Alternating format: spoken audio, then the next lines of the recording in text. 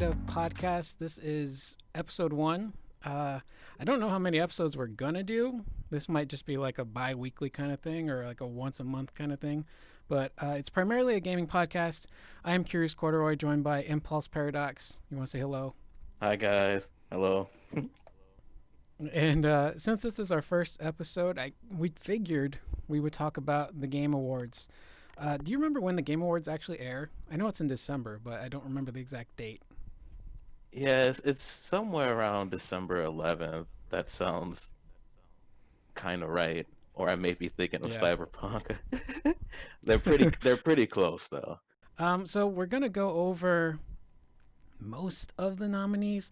Some of the nominees I did omit because I personally either wasn't familiar with all the stuff in the category or I just didn't care about it. Makes sense.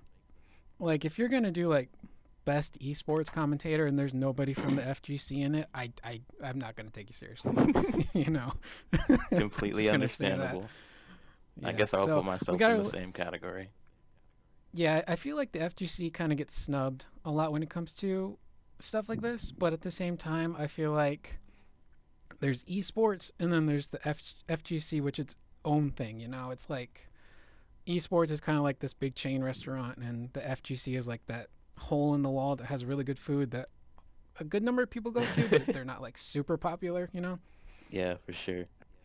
But low key, the food is always super good. it's so much better. So I I have Game of the Year listed first. Do you want to do that first, or do you just want to like circle back to that one, since it's kind of like the biggest nomination? We can circle back to it. I mean, there's plenty of different categories we can get into a little bit. All right. So some of these games I have played, some of them you've played. I'm pretty sure there's stuff on here neither of us have played, but we've seen probably enough of to kind of gauge our interest in the game or the quality of the game, I would say. Yeah, definitely. So the first category we have is Best Game Direction. We have Final Fantasy VII Remake, Ghost of Tsushima. Is it Hades or Hades? Hades, man. Hades. Hades. Half-Life Alyx and The Last of Us Part 2. So game direction. What exactly would you consider to be game direction, I guess is Yeah. the question here. Because I don't know what game direction would be. You know what's funny is I was thinking that as you were listing the games, and I If you want, guess oh, I'm I can sorry, look go it ahead. up, actually. I'll go ahead and look it up. But I guess like if I didn't have a definition, my best guess would be just a game that has like a clear focus. It knows what it wants to be, I guess, and it knows what it needs to be, and whether the game is received positively or negatively, the game knew what it wanted to Yeah, be, I guess. I guess like when I think of direction, I think of kind of like film, like the person helming the project, how well they did with the game as a whole. In this case, a game, not a movie. Sure. I'm biased because I really love Final Fantasy VII Remake, and Ghost of Tsushima is still really, really fresh in my head. So for me, it comes down to those two. You did you get a chance to play Hades? No, I have no excuse. It's on sale right now for $20 everywhere. Yeah, everything I see online is people are just going nuts over Hades. I can't really get into games like that. I'm sure it's good. I don't know. There's something about games like that I just can't get myself into. Yeah, I've never been much into roguelikes. I finally gave one a chance, Dead Cells. I played that 2 years ago, and I enjoyed that a lot. And Hades seems pretty similar to that, but yeah, it looks awesome, Yeah, man. I can't wait to play it. and we will come back to Hades because it is nominated for a lot of other awards. But Half-Life Alyx, I didn't play that either. I don't have an Oculus because those are super expensive, Yeah, and my computer wouldn't be able to run it anyway. I don't have a headset either. Yeah, and then we have The Last of Us Part 2, which I'm mixed on because we've had conversations about this. I didn't like the story, but as a whole, like if you look at what makes a game important other than story, gameplay, lighting, graphics, acting, level design. I think the overall direction of the game was fine, but I just don't know if I can put that above Ghost of Tsushima or Final Fantasy VII. You know, those games just they knew what they wanted to do, they knew how to do it, and it just was executed really, really well, in my opinion. So I only played about half, about halfway through chapter two on Ghost. I'm very embarrassed to say that. So You got to get on that, man. so how are the characters in that game? How how does the story play I out, and how long did it take you to beat it? I was oh curious about that. man, I didn't look at my final time, but the game came out in July, right? Yeah. I started playing it when it came out, and I didn't finish it until September. Mhm. I'm a slow player though, but I didn't look at my actual final hour count. But man, that world, those characters, it's the first open world game that I've played where I looked at the map and didn't get anxiety based on all of the markers I saw. Because a lot of times when I'm playing an open world game like that, I'll see the markers, and it's not that I want to do them, I just feel like I have to do them to clear up the map. It's Ubisoft syndrome, man. Yeah, it's overwhelming. But with Tsushima, I wanted to do every quest that popped up. A lot of times I wouldn't even fast travel. I just traveled on my horse because it's such a beautiful open world, and you're never really quite sure who you're going to run into. Am I going to see a fox that's going to lead me to like a sword kit? Am I going to find a golden bird? Am I going to find a hot springs? So it's just this really, really overall well packaged game. So I think I ended up voting for Ghost of Tsushima on the actual website. For game direction, Yeah. that's a fair vote. I feel like that game will be. I think that game will get a lot of votes. You know, something I've. This is gonna be a little. No, you know what? Not, we're not gonna get off topic. I'll save it for after we're done. You can say it now so you don't forget if you want. Do the votes for the people actually matter, or is it like, the critics that vote at the end of the day? So, from my understanding, it's a combination of both. So, there's the fan vote, but they do have like an actual judges panel of like different publications and review outlets that also, I guess, have a say in it. I don't quite know how it goes on backstage. I don't know if they have the final say on what game wins. I don't know if it's just like a vote by committee through them and then they incorporate fan votes. I really don't know. I'm not even sure if Jeff Keighley's gotten into that, like if he's ever explained how it actually goes down. Yeah, they've definitely been a little vague about that. But nonetheless, it's always fun to participate and see what's been nominated because it always sparks discussion, like we're doing right now. So what did you vote for game direction? Game direction, I also voted the same game. Even though I did not complete it, I definitely played the game enough and I've seen enough of the game to know that it's clearly well made. And yeah, a lot of care was put into that game, and I know that even, players in Japan had a good time with it. And Yeah, that's actually one. Speaking of that, that I wanted to touch on that real quick. There was a lot of people on Twitter who, um, it, how do I say this the right way? There was a lot of people who were getting offended for Japan and for Japanese people, saying that it's Westerners can't make this kind of game. It's appropriating their culture. But then you look at like what you said. There were so many Japanese developers that were envious that they didn't make this game, and a lot of Japanese fans that reviewed this game and they loved it and they thought that it treated their culture and their history really well. So it's definitely really well received as a game. And then the multiplayer aspect, like we only got to play a little bit together, but I was having a lot of fun with it. yeah, man, it's really important that the combat is so addicting because I mean Oh that's yeah. all the multiplayer is, and it's never not fun slicing guys. And I love that you can play it the way you want to play. You can sneak around, which plays Oh really, yeah. really well, or you can just run in and kill guys, which is also fun. All right, so that's best game direction. We can move on to best narrative.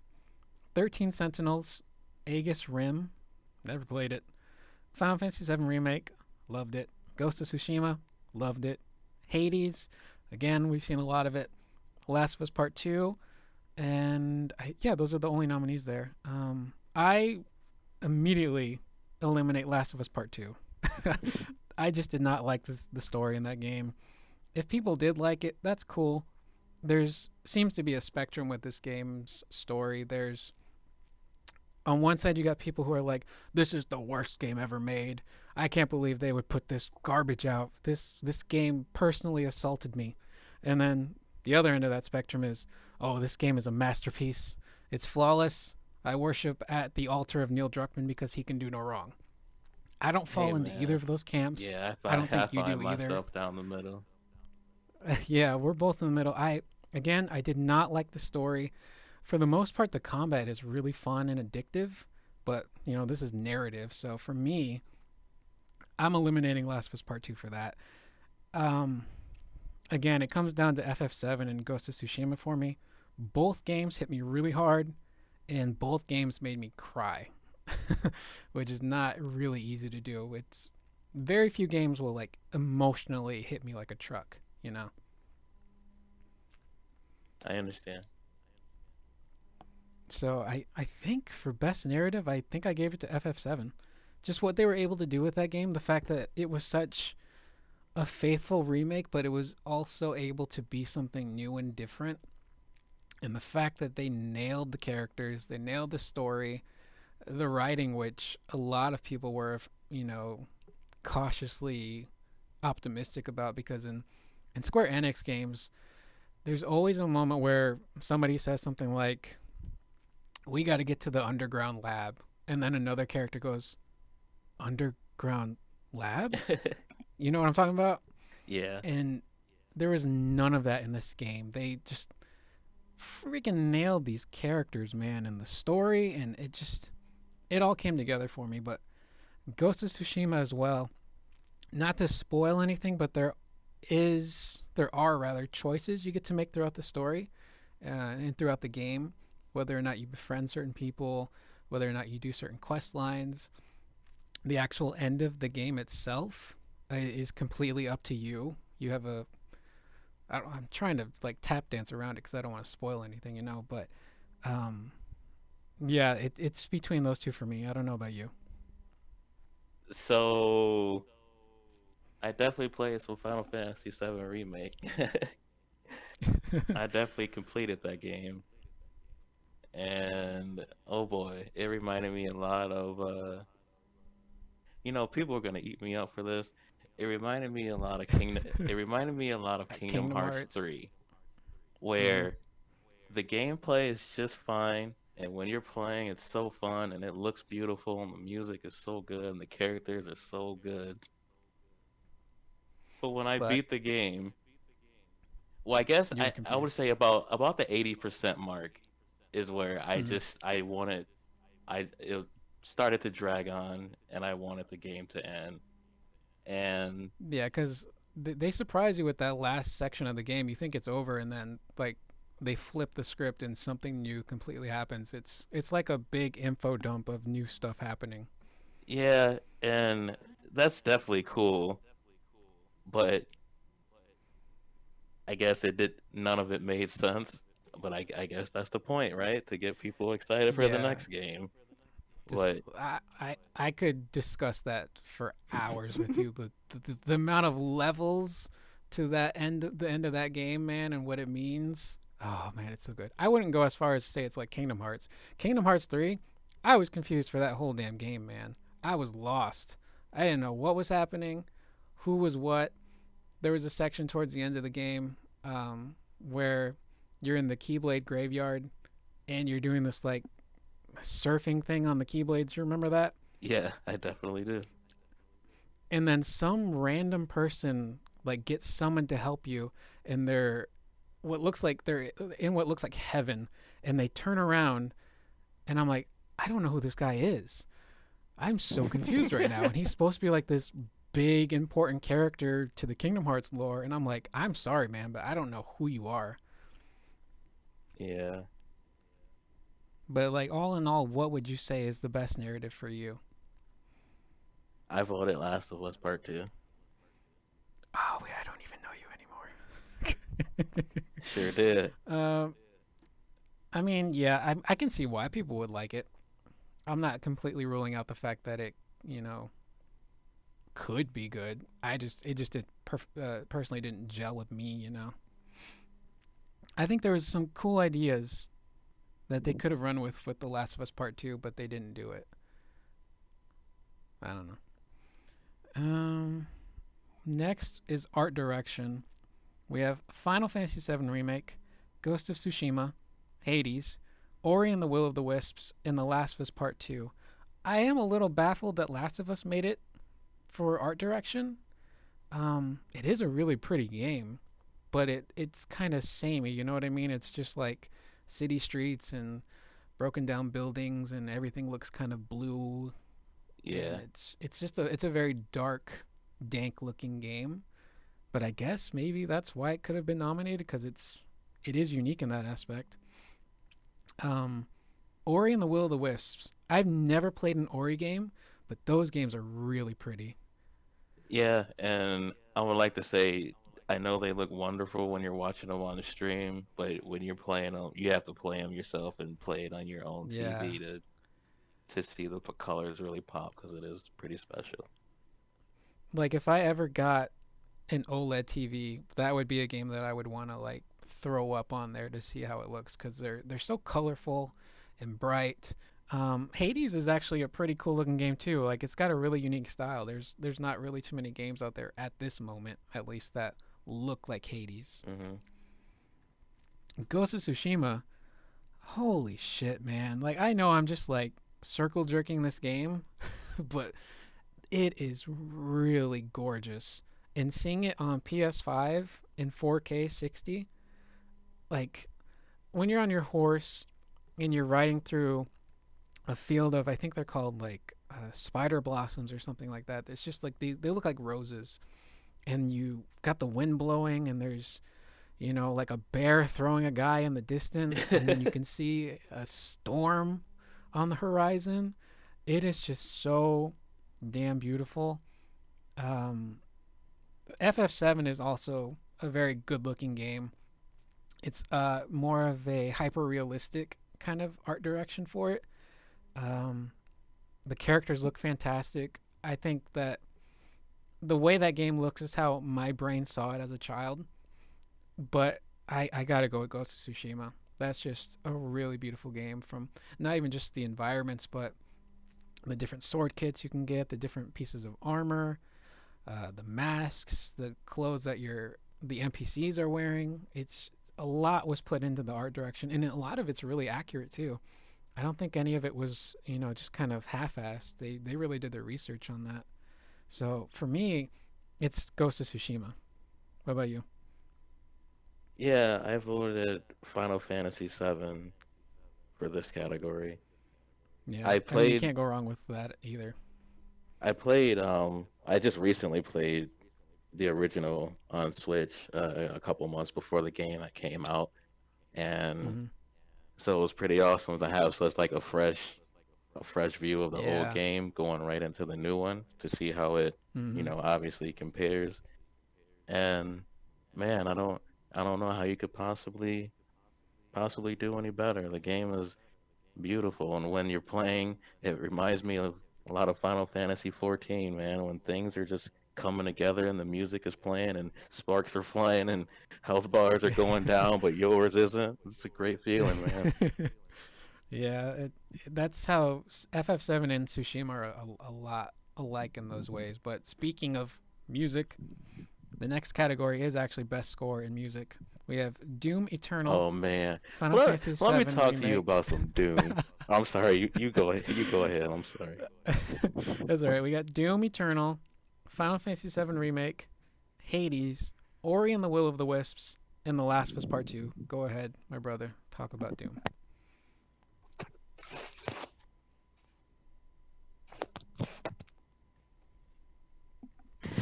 Can you hear me? Yeah. Man. I, I tossed you a fucking softball, and Yeah, all that's I what can it hear is was. like stuff rustling in the background. Yeah, my phone fell and Uh, wires went everywhere, man. I'm leaving this in. I'm leaving it in. That's fine. I don't mind. This is funny. Okay, we Anyway, we back, I Doom think. Eternal. Yeah, Doom Eternal is what you wanted to gush about.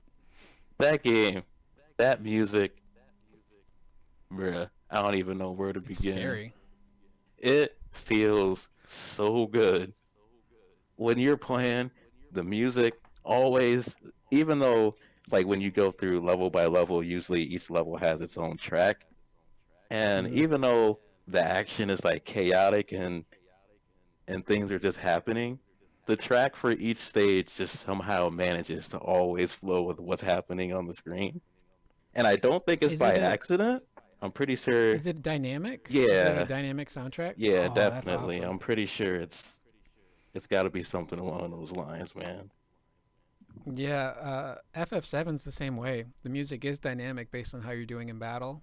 And you know how at times in games, if you're doing like a boss battle and you end a certain phase before the track is really ready to transition to the next phase, and it just kind of is very jarring? Yeah.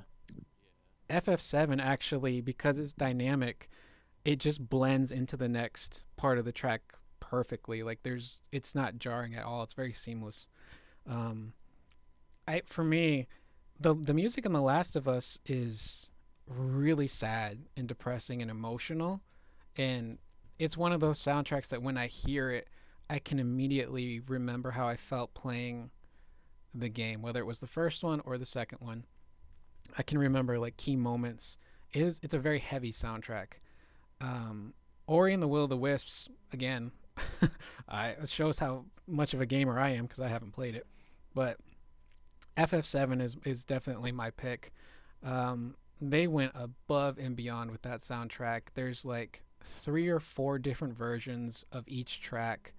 There's acoustic versions, there's piano versions, there's rock versions, there's like when you go into the collapsed expressway, there's like some Tekken 7 Fantasy Star Online music that starts playing. It's just I'm biased though because those songs have been with me since I was like literally 7 years old, and to hear them reimagined and also done faithfully and recreated the way I remember hearing them as a kid, it's just it's they did more than they needed to. They really did. They could have easily just had one version of each track and then called it a day, but the original stuff by Uematsu is just it's classic, and what the newer composers were able to do, paying respects to his work but also innovating is just really really something special for me. So I'm definitely going FF7, but I get your point about Doom because I was watching you play it the other night and the music is just bananas. Yeah, man. If your speakers ain't ready, rest in peace. I agree. The music um, in Final Fantasy is ridiculously good, though, too. yeah, there's music for everything, even music that doesn't require its own soundtrack. It's got a theme. Yeah. The next category actually goes hand in hand with that. It's best audio design. There's Doom Resident Evil Eternal. 3 got me a big old question mark on my forehead. I think I can actually kind of explain how that got nominated. But there's RE3, Doom Eternal, Half Life Alyx, Ghost of Tsushima, and The Last of Us Part 2. RE3, when I really think about it, when I played with headphones, it did make Nemesis a little more scary. Hearing those footsteps, as I turn away from him, hearing them go from like walking footsteps to I'm gonna mow you down footsteps is terrifying. But I then you also have to take into account like the different guns they use in the game and explosion sounds, monster sounds, how stuff echoes off of subway walls. But I think out of everything nominated, RE3 is one that I definitely do have a question mark on, like you kind of had. Yeah. Yeah. I just replayed it 2 weekends ago because I hadn't Hmm. played it in a long time since I played it once when it came out. Didn't really Back enjoy in it. April. Yeah, back in April, and I just wanted to Yeah, see how I felt about it now. And it's a mixed bag for me. it it sounds fine, but it's just not something that would ever like cross my mind as It, like it good best audio design. I don't know, it's strange. it's good, but it doesn't like stand out, right? Right. Yeah, I would agree with that. Um, Ghost of Tsushima, again, like little things here and there. Like, in movies and TV, when somebody pulls a sword out of a sheath and it makes that really loud metal clink or slash noise. Hmm. Turns out that's not accurate. Swords don't actually do that. It honestly, like when they flick the katana out of its sheath in the game, it makes just almost like a light little pushing noise, and it's so satisfying to hear. But I mean, best audio design, Last of Us 2, though. The guns, That's what I voted the for audio design. yeah. Hold on, I'm about to cough really hard. I probably could have just muted that. Um, I'm trying to think of what in Last of Us stood out besides the gunshots and the guns in general. The glass breaking was really good. That The sounded really people good. talking. I'm playing Oh like yeah. of the first time I played it with a sound bar, and that sounded awesome. But I'm playing with headphones this time, and you can just always tell. Like you can always when somebody's talking, you can always tell where they're at. Mm-hmm. Um, Yeah. so when you're playing on a harder difficulty, that shit really matters, man. Like when they're talking and you can hear them above you, and you can't like listen to them because that's disabled. That shit's important, and it actually helps out a lot. And same with Yeah, and even oh, I'm sorry. like well, I was just gonna say like even little things like footsteps, right? Like different things to step on. Like if you're stepping on glass or stepping on cement, like you can hear that stuff, right? Yeah, you can hear all of that. And the Yeah. AI will definitely take advantage of it. And sometimes they'll just walk through the grass and you won't hear them sneak up on you. But, sometimes they'll sneak through a building and yeah, you will be able to hear them. Yeah, It's, I genuinely don't remember what I picked for audio design. yeah, I I mean, think I they're might have gone with Last of all of them Us. other than Resident Evil 3 seem to be pretty decent choices, but I never played Half-Life. Yeah, I would assume it's just like what we would have heard in previous Half Life games, but maybe a little better. But it is VR, so they probably did step up their game. Yeah. Can I give a quick shout Uh, out to Valve for like being the only developers that are willing to push VR to the next level and not just, copy and paste things that already exist. yeah, go for it. That was it. Oh, okay. Because I'm trying to think, like, I just wish the game was a little more accessible, Yeah, I mean that's kind of the thing though. You gotta for pony up the dough for that experience. yeah, when things keep moving forward, you gotta move with it eventually. That brings us to best performance. Now, this one was actually really tough because I liked um, just about every nominee that I was familiar with. The only one I wasn't familiar with was Logan Cunningham as Hades. But we have Ashley Johnson, who plays Ellie in The Last of Us Part 2, Laura Bailey as Abby from The Last of Us Part 2, Dice K, I believe it's Suji as Jin Sakai, which, damn, man. Logan Cunningham, who I mentioned earlier, and then I believe it's Najee Jeter as Miles Morales. Um, That guy. I would probably, yeah, I mean, like, there's a certain kind of endearing quality to his voice and performance as Miles, but I ended up going with Ashley Johnson. Um, Yeah, I feel like she's the obvious choice and one of the best performances that you could possibly give in a video game. yeah, she just She has a lot of range. To be able to do like late teens Ellie, do early 20s Ellie, do child Ellie, and have them all be so different and nuanced without it sounding. Because they could have easily, like, okay, you're going to play old Ellie and then we're going to bring in a sound alike child to do young Ellie or whatnot. For her to be able to have that kind of range, and not just range, but the emotion that goes behind it, I feel like Yeah. acting in video games doesn't get enough, um, not only praise, but attention. I think a lot of people just assume it's just a lot of yelling and grunting, but like her performance in that game, barring how I felt about the character at the end, just the stuff that she was able to do, she made me laugh. She made me cry. She made me very angry at times. And she barely speaks. Most of her acting is done with her body work and her face. Facial capture, And yeah. half the time she wants to Um, say something but ends up not saying anything at all. It's yeah. like even though she's not saying anything, you can always like really know what's going on with her usually. I thought Laura Bailey was pretty solid as Abby.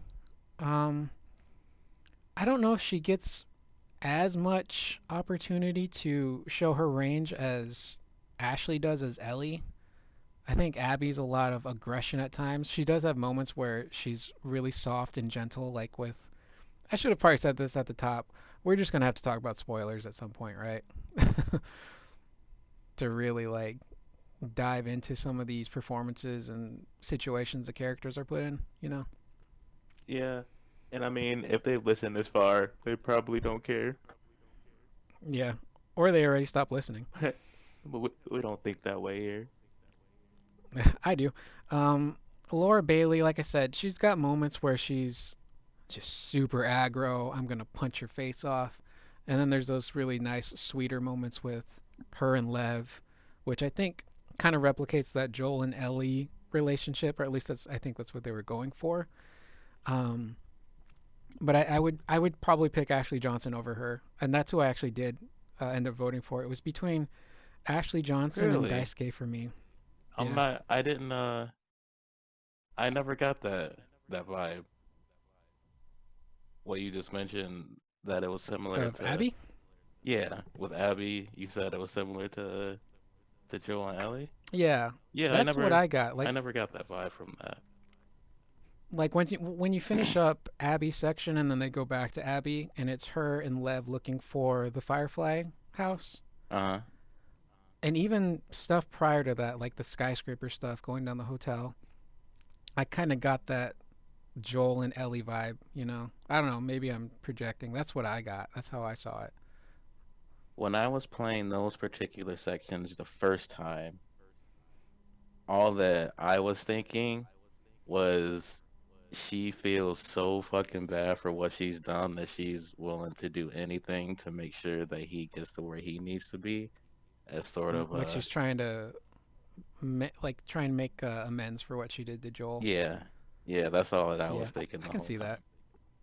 Yeah, I'm still mad that she murdered Joel, but um, to close out on Daisuke, if you watch footage of this guy playing the game, he's really funny and lighthearted. He's got a really kind of disarming kind of voice. He doesn't sound very threatening. And then you hear him as Jin, and it's like a completely different person. When I saw him streaming the game on Twitch, I went to IMDb to double check to make sure he was the voice actor for Jin because it's just so different. And Jin, he he's kind of he kind of keeps the same emotions throughout the game, but there are moments where he just like lets loose and he yells and he gets angry. But for the most part, his performance is very kind of regal and reserved and very deep in tone. It's super eloquent. I actually did almost vote for him, but yeah, again, I'd give it to Ashley Johnson. She just did an incredible job as Ellie. 100% agreed with everything you said. I definitely played enough Ghost to know that the performance was definitely up there. And again, I can't wait to complete the game. Yeah, it's stupid good. Um, games for impact. I'm assuming games for impact Hold are up now, literally we games didn't that talk had. about Miles Morales. We need to go back. Oh shit. Yeah, we I skipped guess that right. kind of speaks to the performance. No offense to the actor, because I did you not like Miles in the game? I haven't finished it yet. I'm about like 60% of the way through. But So performance wise, how did you feel about Miles? I was shocked at how much I disliked him, and Really? and it affected me so much that I haven't even played the game since the week it came out. I What? What he about Miles? he's Like, just didn't vibe with you? I don't know. It's really strange. I thought he was fine in the first game, but I think I Hmm. thought he was fine because you only get him in like small 30-second doses. Yeah. Listening to his Okay. voice, his really high-pitched nasally voice the whole Yeah. time is Oh man, Peter, I yeah, really messed dude. up. And I It feel it like that is could it's very high work, pitched. Yeah. but for him, it's just too much. And he talks a lot. He really doesn't stop talking. Yeah. Well, I mean, Miles is how old in the game? He's still like what, 14 years old, 13? 13. Oh my God, no way he's that young, is he? I I was don't. thinking Well, like 16 or 17. every iteration of Miles I've seen, he's like 13 or 14. I don't recall how old he is in the Spider-Man games though. He is 17. 17? Yeah. Damn. I didn't have any issue with his voice really. I found it kind of enduring because he kind of has this nerdy quality to him, where he's trying so hard to be like Peter, and even just like moments where you're swinging around the city and fighting bad guys, and he's trying to come up with a quip, like something Peter would do. And like one of my favorite ones is after you fight a bunch of bad guys, he like purposely tries to deepen his voice, and he's like, "Let that be a lesson," and it's just like it doesn't work for you, Miles. But I could see the issues you have, Yeah. but like overall, it wasn't a big deal for me. And yeah, definitely Ashley Johnson is the best. Yeah, she made me fall in love with that character, not in like a creepy way, but like as in like I need to protect this child kind of way. Don't touch this child. Um, games for impact. If found, a lot of these games, I got to be honest, I haven't heard of. Should we skip it? Because I'm not really familiar with a lot of these games other than Tell Me Why. Tell me Yeah, why. and That's what that's I the think of only every one time I I've hear it. played. I played the first chapter of that, and I thought it was pretty decent. But yeah, I can't speak much on any of these because I haven't played them, man. Not as familiar with it. Best ongoing Apex Legends, Destiny 2, Call of Duty Warzone, Fortnite, No Man's Sky, which talk about a turnaround, and yeah, that's it. We got there. Um, I've not played any of these games. Yeah, I put a lot of time into multiple of these categories. And it's really unfortunate because out of these games, I wouldn't really recommend as an ongoing game Yeah, to put your time into because at the end of the day, none of these games really reward you for playing. It's terrible. I, It's terrible how much I would. time I put into Destiny 2, and I don't have anything good to say about the game. You got nothing to show for it. And I think that's the problem, man.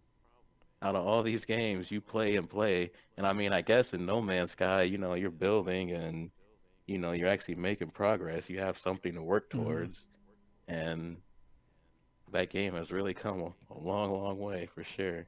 Oh yeah. I would say at a cursory glance, it would be between Call of Duty and Fortnite, just because those seem to be still really popular with a lot of players. I see people streaming that on Twitch all the time, especially Warzone. I would the only battle royale I've played and I regret was Fall Guys, but I've never played Warzone. How do I've you never played regret Fall Fortnite Guys? Fall Guys is because I hilarious. we'll get to Fall Guys because it's in the next category. Um, but yeah, like best ongoing, it's got to be between Fortnite and Call of Duty. Those games are just never gonna die, especially Fortnite. There's so many times where people are like, "Oh, Fortnite's on a downtrend. It's not doing well," and then they do something like what they're doing now, where they have Marvel characters in the game, and boom, suddenly it's exploding again. Um, Next category is best indie game. We have Carrion, Fall Guys, Ultimate Knockout, Hades, Spelunky 2, and Spiritfarer. Spelunky I've not 2 heard is of great. Spiritfarer. If you like to Is it what kind die, of game is it? it's a platformer, but it's full of traps. And you ever heard of oh my god, you ever heard of VVVVVVV? Uh, no. What is that? It's that's kind of like Bashi. You've heard of that, right? I want to be the Bashi or No. I want to be the guy. I feel like I've heard of Bashi, but I'm not certain. Well, they're basically just like they're pixel side scroller sort of. There's just traps everywhere and they're extremely difficult and it's all trial and error. You'll make a little bit of progress and then you'll step on a platform that you didn't see and a spike will come down and slam you on your head. But thankfully the game is very fast, so even when you do die, it's really punishing, but it gets you back in quick. And I think that's I'll very have to look that important up. in anything. That was Spelunky too, right? Yes. I'm positive best indie will go to Hades, just because of how much love that game has gotten this year. Yeah. But Fall Guys is still pretty popular, I think, right? Yeah. I was really curious to see how long the popularity would last, and I'm shocked and happy, I guess it's lasted this long. It's not a bad game. I found myself like getting frustrated because every time I would fail, it was never my fault. It was because some asshole would grab onto me as I'm trying to climb something, or they would knock me over. And I messaged this to you. I'm like, I had a really bad match, and I set the controller down, and I said to myself very calmly, I don't need this shit in my life. And I uninstalled the game right at that moment. Um, but from like, I can see how it could be fun. I'm just trash at it, apparently. But yeah, best indie, I would probably say Hades, definitely. Yep, same here. Best community support: Apex Legends, Destiny 2, Fall Guys, Fortnite, No Man's Sky, and Valorant. Fall Guys. What would Yeah, I would say Fall Guys or Fortnite just based on the events that they do. Definitely. I mean, and I think that's both of those games speak for themselves. They do so many events, and most of it, if not all of that, for all of this actually is free for what we just talked about. So yeah, Yeah, that's how you keep your game going. for sure. I'd say both And of next those we have games, Fall Guys and Fortnite. yeah. Next is innovation and accessibility. So some games I do mess with accessibility options. The Last of Us Part Two is on here. We have Assassin's Creed Valhalla, which I haven't played, Grounded, Hyperdot, The Last of Us Part Two, and Watch Dogs Legions. I will say that the accessibility options in The Last of Us Part Two are really, really nice and handy to have. Definitely. And I was just in the menu uh last night and excuse me. Even if oh boy, I don't know how to describe this. Can we cut this out? Can I take a 10-second break? Let me compose myself. I can leave it in. Nobody's gonna make it this far. I'm trying to remember what was in the menu because there's a lot. Like you think Yeah, the field of view the viewer would be in display, but no man, that's it's accessibility. yeah, it helps a lot. Yeah, what I will say is that accessibility options have definitely come a long way. Uh, it's much more inclusive for people with disabilities. I remember it used to just be like subtitles was accessibility. And then you had multicolored subtitles. And then you had a setting for people who are colorblind. And now you have settings for people who are colorblind or hearing impaired or have issues with, just vision in general. Um, I think even in The Last of Us, there's literally an option where it will point you into the direction that you need to go, and it'll play like this little pulsing sound. I don't know if that's for people who are hearing impaired or vision impaired or both, but the amount of options in The Last of Us Part Two is pretty astounding. Yeah, dude, and a lot of games don't include that, and like some games will include some options, but they definitely went above and Hmm. beyond in that game. Like things they didn't have to do, but Oh they yeah, definitely had a lot of people in mind. yeah. But I mean, just the fact that this is an actual category is pretty cool. Sign of progress. Definitely. So yeah, Did you Last of want to Us do? 2, I suppose. Yeah, that's what I would go with. Did you want to do best VR/AR? I don't know, because I don't care about none of these games other than Yeah. Half-Life. I mean, I would love to play that, but those other games. Dreams, I will say, Dreams seemed pretty cool. I don't know if it's really been cracked open yet, but it like some of the stuff I've seen from that game is pretty cool. Agreed. Uh, Best action: Doom Eternal, Hades, Half-Life Alyx, Neo 2, and Streets of Rage 4. Doom, I Doom, would say based Doom. on what I've seen, I would go with Doom, either Doom or Neo 2. But Doom is one of those games where I would much rather watch somebody else play than me play it myself because I could not keep up with that game. But just in terms of action in general, I mean, there's very little downtime from what I've seen in Doom. There's like platforming here and there, but once you're in the thick of it, you're in it for a good while, you know? Yeah, man. I love that game to death. But I've played a lot of Streets of Rage 4. I can still casually just play that game. Takes about an hour and a half, and it's Yeah, always a lot of I had a fun. lot of fun.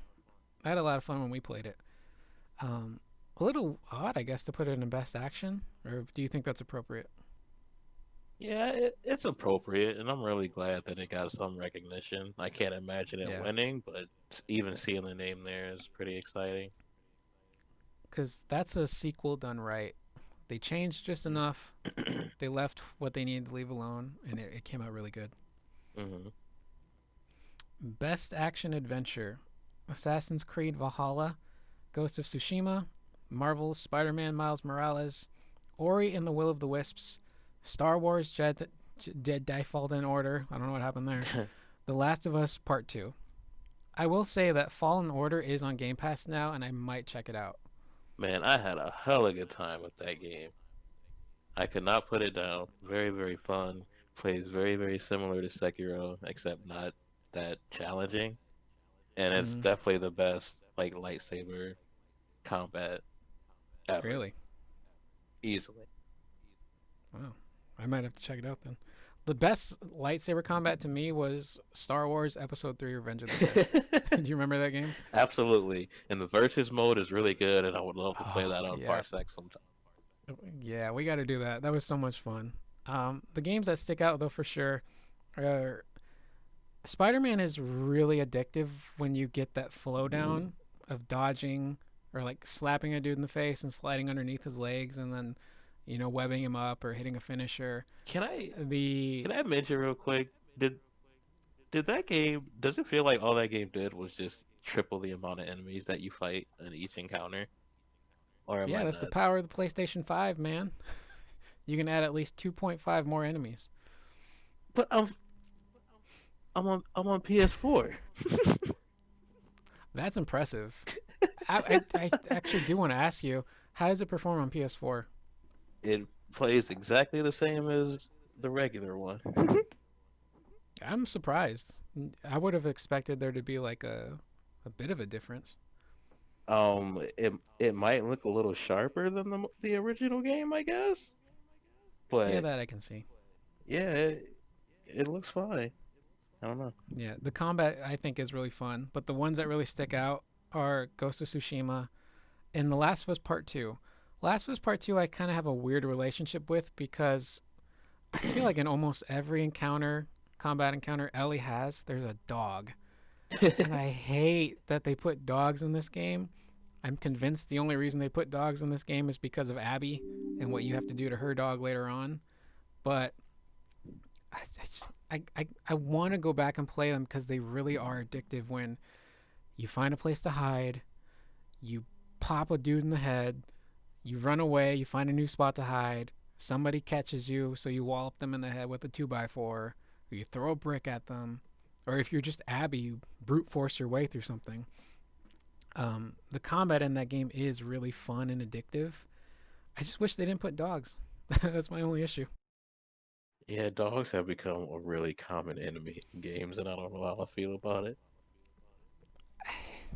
They look and sound so realistic. And I have a dog. I love my dog. I beat myself up if I accidentally step on her paw, you know? So is it But weird that I consider The Last of Us 2 to be way more violent than something like Mortal Kombat? yeah, it's more violent because it's more realistic. Mortal It's Kombat is extremely like real. So is Last of Us is 2 very not cartoony. like one of the most definitely the most graphic and violent games ever made? I would definitely say so because it's not even hyper realistic. It's realistic. Mortal Kombat, that's very cartoony. You're slicing people open with ease, and you can see brain matter and like 500 different intestines and whatnot. But The Last of Us, if you blow somebody's arm off, it looks real. If you stab somebody in the neck, they make realistic death sounds. It's the same way with the dogs. Like if you kill a dog, they sound like a real dog dying. It's eerie, you know. And I guess I would love to give a quick mention to Assassin's Creed about how for finally adding dismemberment, and boy does it look good. I love it. I don't love the They game, have but it looks awesome. they've never had dismemberment in the series before. No sir. Dude, even Rise, Son of Rome had dismemberment. Holy crap. Yeah, you'd spear people in the back, and you would do things that looks like would dismember people, but limbs will never fall off. They Wow. do now though, all the time. That leaves Ghost of Tsushima. The brief bit that you've played in multiplayer, how would you say, like just the action adventure quality is? Because we did the story stuff. Yeah, man, I think it's a better Assassin's Creed. It does everything Assassin's Creed tries to do, but better. It's way more responsive, and like I said, something that's always really important is like just transitioning from stealth gameplay to, combat to, I'm sorry, stealth gameplay to hand. Hmm.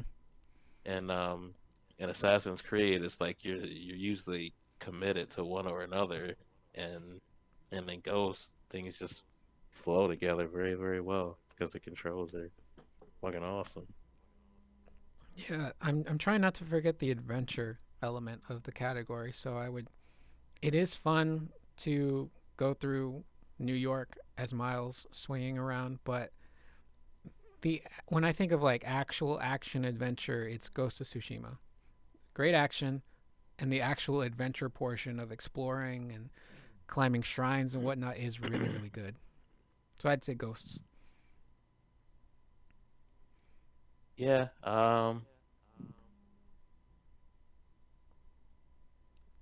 these are all great games. Best role playing. All we have for best role playing is Final Fantasy VII Remake, so that wins. Nigga, nah. If you want You see Persona 5 Royal right there? to, okay. How do you feel about remakes and like Game of the Year or definitive editions being nominated? I think remakes should be eligible. However, a definitive edition shouldn't be because it's the same game that came out last year, but with like extra content. You know? Yeah, but the game that came out last time was already the best RPG that came out in the past 10 years. So here we are adding on to the best RPG. So the nominees are FF7 Remake, Genshin Impact, seen a lot of it, never played it, Persona 5 Royal, Wasteland 3, and then Yakuza Like a Dragon. It's cool to see Yakuza get nominated because I know that Like a Dragon is a very different kind of Yakuza game compared to other ones. Yeah, and I But would yeah, quick like to say Persona 5 definitely is not just an RPG. It's so it's much a more than mix. that. It's, Mm. like a life simulator, going to school simulator, saving the world simulator. Yeah, for me it's FF7. When I think of like just to its core RPG, FF7 Remake. But I'm biased. So that's for me. FF7 for me. Yeah, definitely Persona 5 for I. Okay, I got a problem with our next category. Best fighting. Yeah, this is a We weird got one. Grand Blue Fantasy. Grand Blue Fantasy versus. All right, that's fine. Mhm. MK11, Great game. fine. Street Fighter 5, Hey, that game fine. came out 5 years ago, but we ain't gonna mention that. Under Night In Birth EXE Great game, but colon nobody plays semicolon it. late. And then Oh One boy. Punch Man. Nope. How One in the one hell? person's played it. How in the hell do you nominate One Punch Man and not nominate Tekken 7? It's weird, man. You guys, And you know, you got Street Fighter 5 in there. if you're gonna put Street Fighter 5 on there, a game that came out 5 years ago, then Smash Ultimate should definitely be on there again. Yeah, no Smash, no Tekken 7, because this feels more like a best ongoing fighting game category, And I and wouldn't even less like give a Street best Fighter. I fighting wouldn't even game. give Street Fighter that. It's Yeah, clearly I Mortal would. I Kombat, in mean, my opinion. yeah, I'm not good at NetherRealm games, but it's clearly MK. I'd say like the two most popular games, fighting games, are like what MK and Tekken 7, right? And Smash. Yeah, man. Those are like the three that have been popular these last couple years. Well, I So mean, the Street fact Fighter that 5 is unfortunately definitely still up that's in a there, weird situation. but a lot of people play it, but nobody really likes it. But people play it because it's the only Street Fighter there is. So it's like you either Yeah. deal with it or you don't. So I'd go with MK. Yes, MK 100%. Go buy the game. It's $15 everywhere. That's cheap. All right, we can move through these next categories pretty quickly. Best family, Animal Crossing, Crash Bandicoot 4, Fall Guys, Mario Kart Live, which is half a game, half a peripheral you got to buy, Minecraft Dungeons, and Paper Mario. I haven't played it yet, but I would go with Crash Bandicoot because everything I've seen from that game, they made just a perfect sequel. You know, Agreed. Animal Crossing for me. I can see that. Best sim slash strategy. Do you want to just skip that one, um, or is there one on there that speaks to you? yeah, I Flight mean, Simulator. Flight That took Simulator is off. fucking awesome. And That Gears Tactics really is took awesome. off. Yeah. I'd probably lean towards Flight Simulator just because I've seen so much of it and it's just exploded to the point where like people can't even find flight sticks online anymore. Uh-huh. So I'd lean more towards Flight Simulator. Yeah, I would choose that. I would like to say that Gears Tactics is really cool though. And I think you would be shocked at how well the game transitions to a real-time strategy game, but it still looks and feels exactly like Gears 4. It's very cool. That's weird. I'll have to look up some footage of that. It is on Game Pass though, right? Yep, and it just came out on Xbox too, like 2 weeks ago. It was on PC All only right. before. Next we have Best Sports slash Racing Game. Dirt 5, F1 2020, FIFA 21, NBA 2K21, and then Tony Hawk's Pro Skater 1 and 2. Tony Hawk, duh. Yeah, I'd go with Tony Hawk. Yeah, Right. that's a no-brainer for me. Best multiplayer: Animal Crossing: New Horizons, Among Us, Call of Duty Warzone, Fall Guys, and Valorant. Among Us has just kind of taken over everything. Oh yeah, all these games are awesome. But yeah, I agree. Among Us has definitely gone up there. I haven't even played it. I don't think I'd be good at it, but like you can't escape Among Us. I feel like there's very few games that come along that just kind of like seep into pop culture, and I think Among Us is pretty much on its way there. Yeah, man. If not already there, I would choose that game too. Best debut game: Carrion, Mortal Shell, Raji, and Ancient Epic, Roki, and Phasmophobia. Or I always had trouble pronouncing it. I would call it like Phastasmophobia or Phasmophobia. I can never get the name right. And I don't know what the hell a Roki is. Yeah, I've never heard of it. Best esports game. This is our final category, aside from Game of the Year. We got to circle back to Game of the Year. I forgot. We have Call of Duty, Modern Warfare, Counter-Strike, Fortnite, League of Legends, and Valorant for best esports game. CS:GO. CS:GO. Yeah, that's always good to watch. That seems to have maintained its popularity over time. I'd go Yeah, CS:GO it's too. still consistently top 10 played on Steam no matter what. And then finally, we have Game of the Year: Animal Crossing: New Horizons, Doom Eternal, Final Fantasy VII Remake, Ghost of Tsushima, Hades, and The Last of Us Part 2. For me, it was between FF7 and Ghost of Tsushima. I went with FF7. I haven't had a game make me feel the way that game made me feel in a very, very long time. I think the only bad thing about the game was air combat, and everything else was great. Other than that one door in the slums that just wouldn't load. Um, that game just, it was everything I wanted it to be and more. And Ghost of Tsushima is a close, close second. That game's going to stay with me forever. But all in all, I got to go FF7. Just what they did with that game, the fact that they didn't screw it up is just, it's a miracle, you know? Yeah, I agree. Um,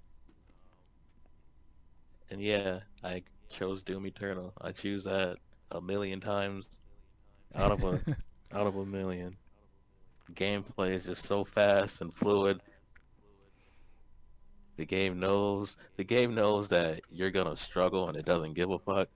But then you're only gonna be struggling for like half an hour, and then you're gonna realize you're better than You can get better. anything the game could possibly throw at you, and you feel so good.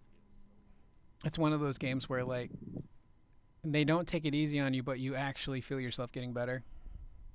Yeah, and they give you all the tools you need. You just gotta know when to use them.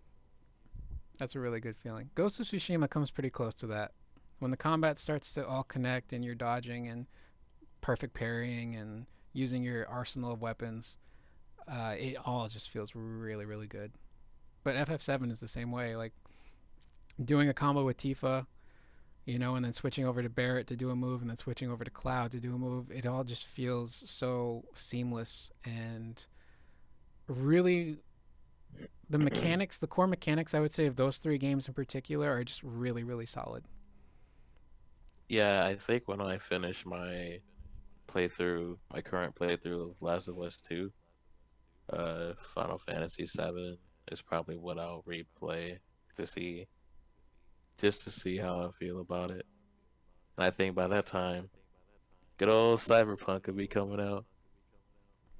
Oh man, did you see the article of the CD Projekt Red guy who's still playing Cyberpunk? He's put in like 175 hours and he still hasn't finished it.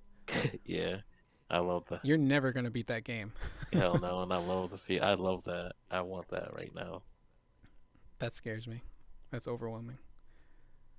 All right, so that's all we have basically for the Game Award nominees. We do have other stuff we could talk about if you want. If not, we're already over an hour. I don't know if you want to just call it here and then maybe save the stuff for something else.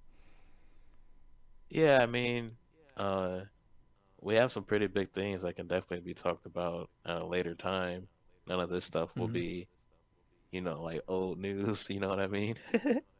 Yeah, it's the one subject we have about Microsoft that's a conversation that'll keep going for a while. Um, the only other one was basically Capcom being hacked, um, but the story is less about them being hacked and more about what information was leaked. So we can always save that for a different episode if you want. Yeah, we'll save that because there's so much that's so far out. Again, Oh yeah, we it's a can very interesting list. yeah, there's definitely plenty to talk about. That's like a whole hour discussing it in and of itself. Oh yeah. So I guess to end the podcast, it is Thanksgiving week. Black Friday is this week, which Black Friday during a pandemic, I don't know Hey, I got a how 10 and that's a gonna half hour work. shift on Friday. Oh Go me. no. Is it early in the morning when you start? Hell yeah, 5 a.m. to 3:30. Damn. Good luck with that. Oh yeah, I are need you it. guys gonna are you guys gonna let people in your store all at once, or are you just gonna like do a line like Walmart does or other stores do? I think it depends on the turnout. I can't imagine a lot of people showing up, but if they do, I'm pretty confident that if it gets to be kind of crazy, that we'll start holding people outside for a little bit. So I'm not Okay. too worried about it. It's Um, definitely a long day, but we'll be alright. you get through it. So is since it's going to be Black Friday, is there anything in particular that you're looking at that you want to get? Like a game you got your eye on, or I don't know, a piece of equipment? Man, Spyro Trilogy on PlayStation Network is $13 right now. So that's probably the best Wow. deal there is right now. I know Crash 4 is on sale. That's 38.99 right now. Yeah. Yeah, there's a lot on sale on Steam. They got stuff going until December 1st, and the PS4 one is going to the 30th, I believe.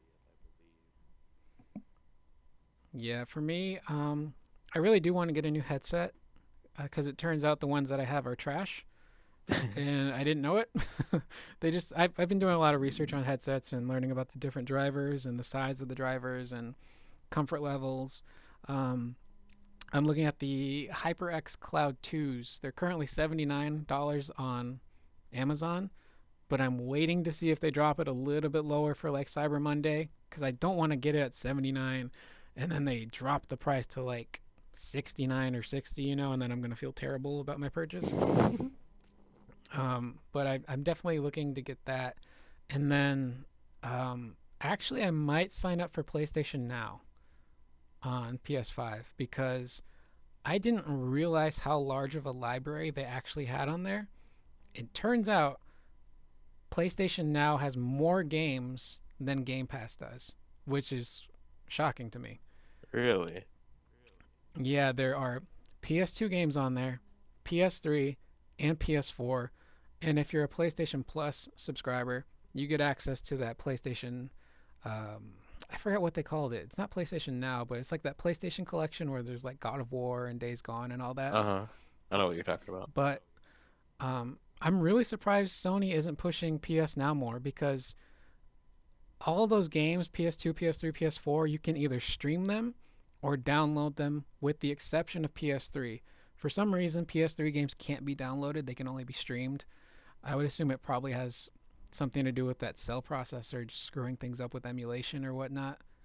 Um, but yeah, I was really shocked at how large of a library PS Now has compared to Game Pass. And it's $10 a month or currently $45 for a year, which is cheap compared to Game Pass. Yeah, I'll definitely have to give the library for PlayStation Now a look. I didn't know they had more games. And I thought Yeah. I heard recently that they had planned on pushing that a little harder in the near future, but I could have dreamed that. Yeah, one of the guys from Sony, Jim Ryan, said that they were working on like their version of Game Pass. They could easily take PS Now and just rebrand it, add more games, and boom, you've got a Game Pass competitor. Um, I'm really shocked, and it's really affordable too. So I might actually sign up for that. I don't know if I sign up for that. I don't know if you'll get it too, since I'm technically able to download the game.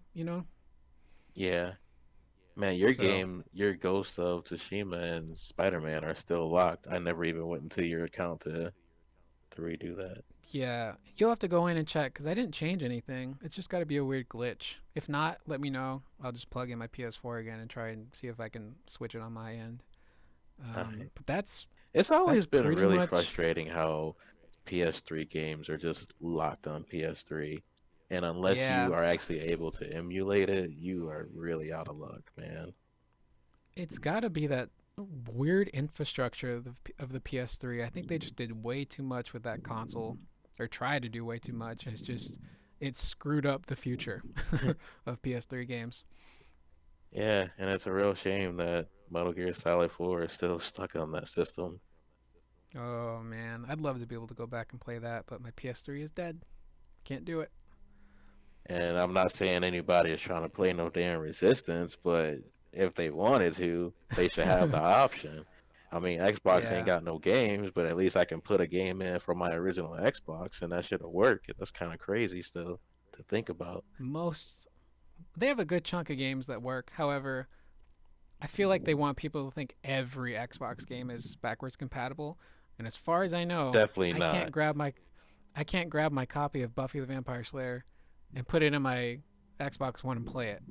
Which that game is underrated. Such a good game, dude. Buffy literally controls like a fighting game character. She has charge moves. She's got multiple combo attacks. The fact that she hasn't been in a fighting game yet is weird to me, but that game is just so much fun. Yeah, I never played it. Yeah, if you somehow get a chance to play it or emulate it, or if they make it backwards compatible, you really got to check it out. It's so much fun. So I think that's it, right? That's the end of our first episode. We're clocking in at like an hour 14 minus some technical issues that, will shorten it a little bit. But like, yeah, that's kind of what we're going to do with this podcast, I guess, is just talk about gaming news every, I don't know. When would you say we do this? Like every 2 weeks? Once a month? Yeah, we'll figure it out when there's big important news. We'll figure it out. Yeah, we both do have Twitter accounts. I won't link mine just because like I don't really have anything of use to say. I don't know if you want to throw yours out there. Man, what is my link? Hold up. I'm on Twitter all day, every day, and I don't even remember your tag. It's K Gibbler, right? yeah, K Gibbler BTK. That's what it is. All right. I'm curious And I Corduroy don't under even really mine, be but talking about anything. I just share things that I like because that's what Twitter is for me. yeah. But Yeah. like I told you, like nobody gives a shit what I say. Not even my own family. But yeah, I guess that's it. I'm Curious Corduroy. You are. Impulse. And this was the Save Data Podcast, episode 1. So hopefully it wasn't too bad. Hopefully, if people somehow made it to the end, that's cool. Yeah, that's Maybe leave a insane. comment. And Yeah. enjoy some But turkey. That's all I've been thinking about for the past week. yeah, for me it's dressing and yams. I love me some yams. Yams with those marted marshmallows. Melted marshmallows and brown sugar. That's my favorite. I want All some right. baked So, yeah. mac and cheese with it. I want it burnt on the corners, real crisp. Crispy, nice and crispy at the top. Yeah, man, that's what I like. Mhm. That sounds good. So, hopefully everybody stays safe. Don't go out, stay in your home, wear a mask. Don't be an idiot. Be responsible. Hell It's yeah, not there's hard. plenty of games on sale to be playing right now. Ain't no reason to be out. Nope. All right. So, everybody who listened, thank you. And we'll see you guys in the next video, next podcast. See ya.